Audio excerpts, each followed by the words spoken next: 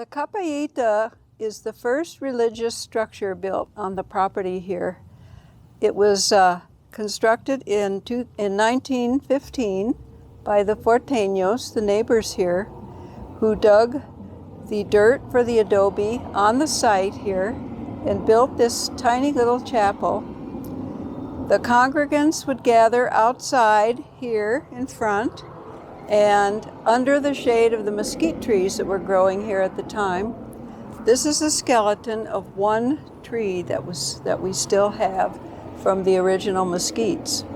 The priest would ride out from Tucson about once a month and hold mass inside the Capillita.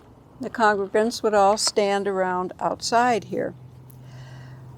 But they wanted a larger church, and by 1920, the first version of the chapel up on the hill was built, and this fell into disrepair over the years.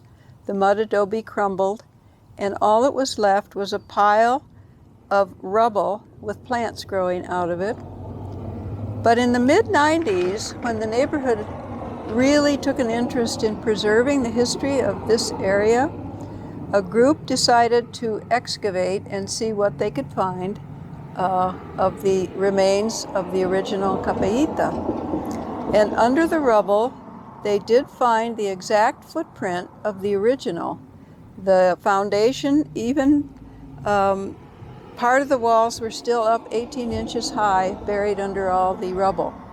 So they excavated. They weren't able to use those old walls. They had to take those down, but they did use the original foundation. And the neighbors built this. They had a picture from 1939 of what the original looked like. So this reproduction is as historically accurate as possible.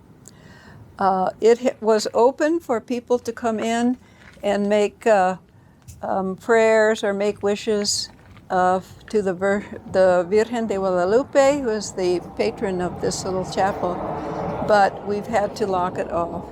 So people can come sit on the bench, meditate, and it's a lovely reminder of the early history of this parcel of land. Not sure how she did it, but Carmen managed to get this blessing from the Holy Father, Pope Francis.